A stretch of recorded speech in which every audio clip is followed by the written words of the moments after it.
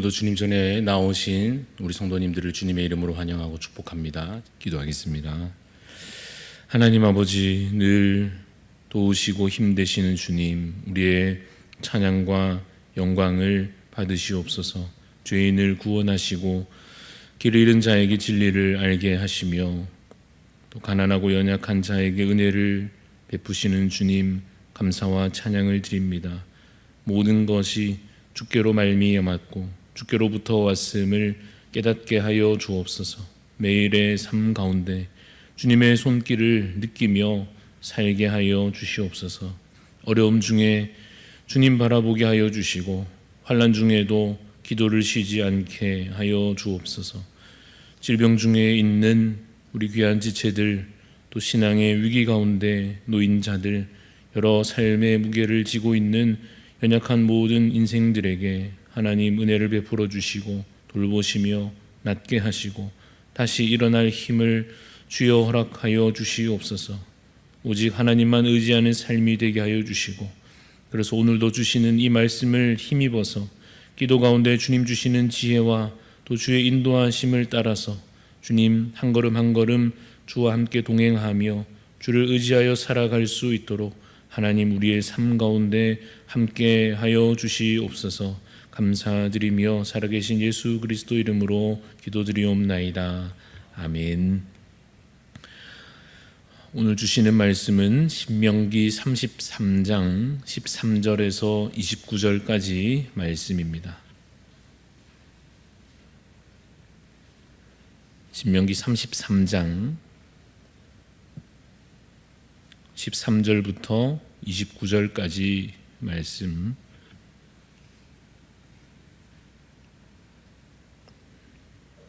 (33장) 13절에서 29절까지 말씀 교독하여 읽겠습니다. 요셉에 대하여는 일렀으되 원하건대 그 땅이 여호와께 복을 받아 하늘의 보물인 이슬과 땅 아래에 저장한 물과 태양이 결실하게 하는 선물과 태음이 자라게 하는 선물과 옛 산의 좋은 산물과 영원한 작은 언덕의 선물과 땅의 선물과 거기 충만한 것과 가시떨기나무 가운데 계시던 이의 은혜로 말미암아 복이 요셉의 머리에 그의 형제 중 구별한 자의 정수리에 임할지로다. 그는 첫 수송아지 같이 위엄이 있으니 그 뿔이 들소의 뿔 같도다. 이것으로 민족들을 받아 땅끝까지 이르리니 곧 에브라임의 자손은 만만이요 므낫세의 자손은 천천이리로다. 스불론에 대하여는 일렀으되 스불론이여 너는 밖으로 나감을 기뻐하라. 이사가리여 너는 장막에 있음을 즐거워하라. 그들이 백성들을 불러 산에 이르게 하고 거기에서 의로운 제사를 드릴 것이며 바다의 풍부한 것과 모래에 감추어진 보배를 흡수하리로다. 갓에 대하여는 일렀으되 갓을 광대하게 하시는 이에게 찬송을 부를지어다. 갓이 암사자 같이 엎드리고 팔과 정수리를 찢는도다. 그가 자기를 위하여 먼저 기업을 택하였으니 곧 입법자의 분깃으로 준비된 것이로다. 그가 백성의 수령들과 함께 와서 여호와의 공의와 이스라엘과 세우신 법도를 행하도다. 단에 대하여는 일렀으되 단은 바산에서 뛰어나오는 사자의 새끼로다. 납달리에 대하여는 일렀으되 은혜가 풍성하고 여호와의 복이 가득한 납달리여 너는 서쪽과 남쪽을 차지할지로다. 아셀에 대하여는 일렀으되 아셀은 아들들 중에 더 복을 받으며 그의 형제에게 기쁨이 되며 그의 발이 기름에 잠길지로다. 내 문빗장은 철과 놋이 될 것이니 내가 사는 날을 따라서 능력이 있으리로다. 여수르니여 하나님 같은 이가 없도다. 그가 너를 도우시려고 하늘을 타고 궁창에서 위엄을 나타내시는도다. 영원하신 하나님이 내 처소가 되시니 그의 영원하신 팔이 내 아래에 있도다. 그가 내 앞에서 대적을 쫓으시며 멸하라 하시도다. 이스라엘이 안전히 거하며 야곱의 샘은 곡식과 새 포도주의 땅에 홀로 있나니 곧 그의 하늘이 이슬을 내리는 같이 있습니다. 이스라엘이여 너는 행복한 사람이로다.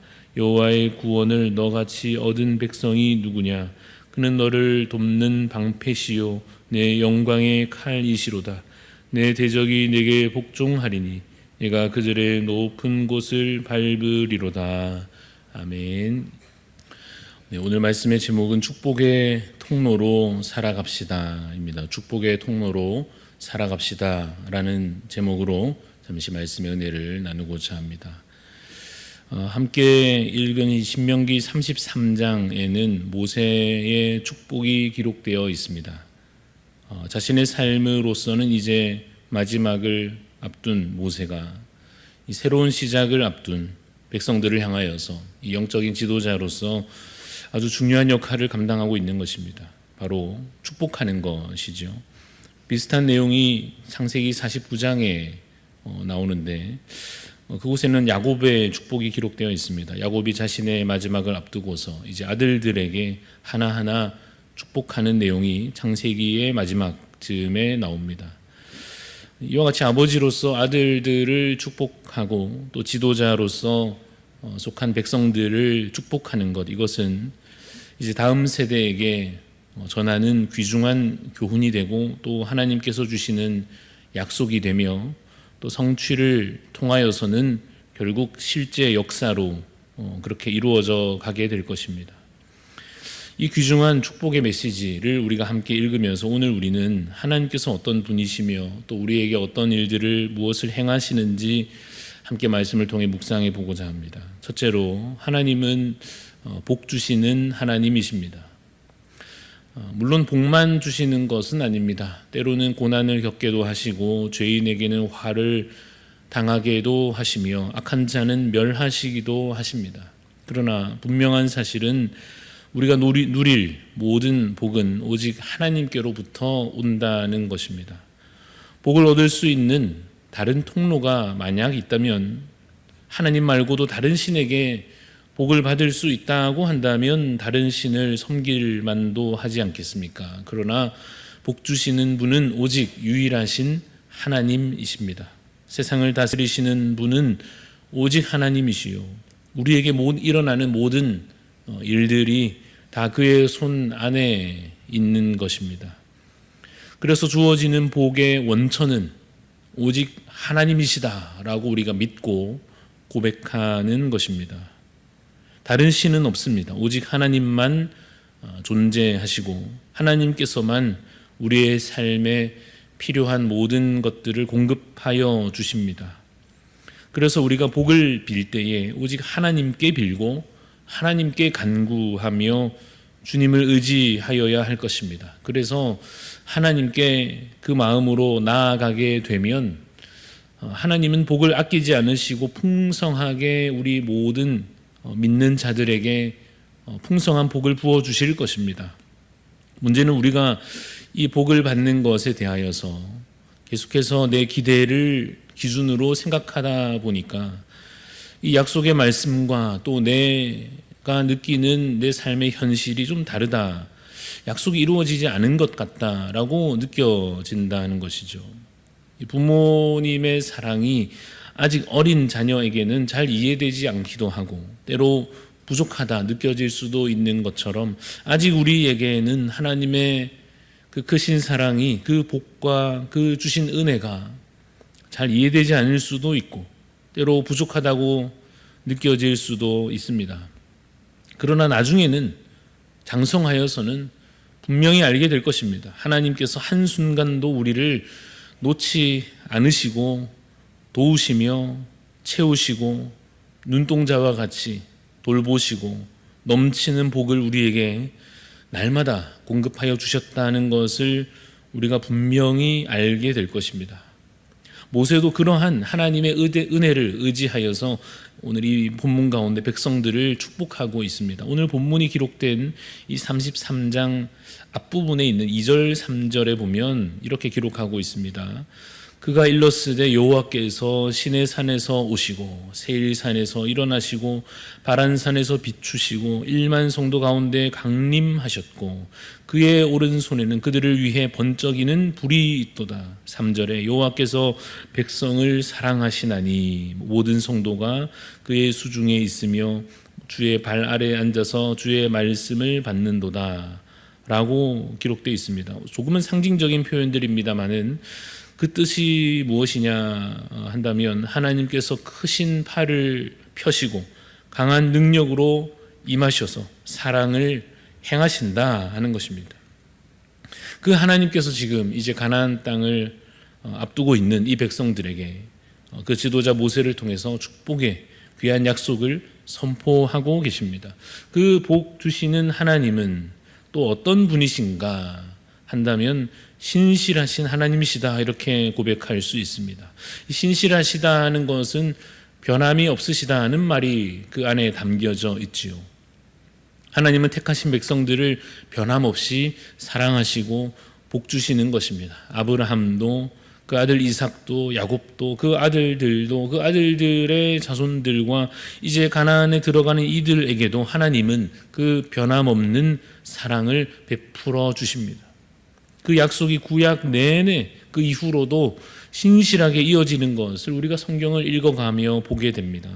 사람은 변하고 배신하고 하나님을 떠나고 다른 길로 가고 우상을 섬기고 율법을 잊어버리며 약속을 종종 저버리곤 하지만은 그러한 조건에서도 하나님께서는 그 백성들과 맺으신 언약, 그 약속을 결국은 지켜내십니다. 지금 이 지파들, 각 지파들 자손들에게 선포되는 축복과 그 약속들은 그 이후 역사 속에 하나하나 실제로 성취되게 됩니다. 왜냐하면 그냥 하시는 말씀이 아니라 정말로 행하실 일을 약속하시는 것이기 때문입니다. 그런데 놀랍게도 우리도 아브라함의 자손되었고 믿음으로 말미암아 우리도 이제 참 이스라엘 백성이요 그 약속을 이어받는 자들로서 그래서 우리도 이제 이 말씀을 읽을 때 기쁨으로 기대할 수 있게 됩니다. 오늘 본문의 그 축복이 우리에게도 이루어질 것을 믿기 때문입니다. 그런 마음으로 보니까 어떤 내용들이 보이십니까? 각각 구절들이 다 그렇습니다만 특별히 뒷부분에 있는 26절 말씀을 한번 보십시오. 26절에 여수르니여 하나님 같은 이가 없도다. 그가 너를 도우시려고 하늘을 타고 궁창에서 위엄을 나타내시는도다. 27절에는 영원하신 하나님이 내 처소가 되시니 그의 영원하신 팔이 내 아래에 있도다. 그가 내 앞에서 대적을 쫓으시며 멸하라 하시도다. 이것이 우리에게 주어진 약속이라는 것입니다. 29절도 보겠습니다. 29절에 이스라엘이여 너는 행복한 사람이로다. 여호와의 구원을 너같이 얻은 백성이 누구냐. 그는 너를 돕는 방패시요 내 영광의 칼이시로다. 내 대적이 내게 복종하리니 내가 그들의 높은 곳을 밟으리로다 라고 약속하여 주십니다. 여러분 이 약속, 이 축복이 우리의 것임을 믿으시기를 간절히 소원합니다. 기록된 말씀 속에 하나님이 그 옛 역사 속에서 구약에 역사하셨던 일하셨던 그 하나님이 오늘 우리와 오늘 나의 하나님이시요 나의 도움이 되시며 나의 구원이심을 믿으시기를 간절히 소원합니다. 그는 신실하신 하나님이십니다. 변함이 없으십니다. 반드시 우리에게 복을 베풀어 주실 것입니다. 마지막으로 하나님께서 주시는 복이 우리에게 어떻게 임하게 될 것인지 좀 더 구체적인 그 방식에 대하여 보자면 오늘 본문의 이 내용들과 같이 각자에게 각각 필요한 것을 주신다는 사실입니다. 각자에게 각각 좋은 것을 복으로 약속하여 주시고 성취하여 주실 것입니다. 하나님은 우리를 다양한 모습으로 만들어 주셨습니다. 실수로 그러신 것이 아니라 의도적으로 우리를 다르게 만들어 주셨습니다. 그래서 다양한 은사들을 각각 나누어 주시고 다양한 사명을 그 은사를 따라 감당하게 하시고 그 다름 속에서 다양함이 서로 협력이 되도록 협동이 되도록 서로 도움이 되고 채움이 되고 서로 각자의 자리에서 선을 행할 수 있도록 그렇게 우리를 각각 아름답게 만들어 주셨습니다. 그래서 주시는 복이라고 하는 것도 서로 다를 수밖에 없지 않겠습니까? 요셉에게는 주어지는 복이 또 달리 있고 스불론에게 이사갈 또 갓 지파에게 주어지는 복이 다르고 단 지파나 납달리나 아셀도 마찬가지인 것입니다. 누군가는 하나님의 약속을 따라 전쟁에서 앞장서는 장수가 되기도 할 것이고, 누군가는 땅의 복을 풍성히 누릴 것이며, 또 누군가는 바다를 가까이 하며 역할을 감당하게 될 것이고, 또 누군가는 다른 지파보다 더 큰 풍요를 누리기도 할 것입니다. 더 좋고 나쁨이 있습니까? 우리 눈에는 그렇게 보이기도 하겠습니다마는, 그러나 하나님께서는 각각 좋은 것으로 주신 줄로 믿습니다. 그래서 각 지파는 받은 복을 가지고 사명을 감당하고, 또한 서로 도우며 하나 되기를 힘써야 했습니다. 우리도 마찬가지일 것입니다. 교회와 가정에서, 또 우리가 살아가는 이 사회 속에서 하나님께서 우리 각자에게 주시는 분량이 있을 것입니다. 받은 것에 기뻐하시고 감사하시기를 바랍니다. 또한 그것을 자신을 위해서만 또 쓰지 마시고, 받은 복을 가지고 가정과 교회를 위하여, 나라와 열방을 위하여 사용할 수 있기를 간절히 소원합니다. 그래서 복이, 하나님 주시는 그 복이 우리를 통하여 땅 끝까지 흘러갈 수 있도록, 그렇게 축복의 통로로 살아가시는 복된 삶이 다 되시기를 주님의 이름으로 축원합니다. 기도하겠습니다. 하나님 아버지, 주님, 이스라엘 백성들에게 하나님이 약속하여 주시는 그 귀한 약속들이 주님 우리에게도 이어져 우리에게도 주어짐을 믿게 하여 주옵소서. 하나님, 우리에게도 영적인 싸움 가운데 승리케 하실 것이요, 또한 우리에게도 풍성한 은혜와 복을 누리게 하실 것이며, 주님 우리와 늘 변함없이 함께 하실 것을 믿고 의지하오니, 그 언약의 성취마다 하나님의 손길을 경험할 수 있게 하여 주시기를 간절히 소원합니다. 아직도 남아있는 약속들을 믿음으로 바라보게 하여 주시며 소망 가운데 살게 하여 주옵소서.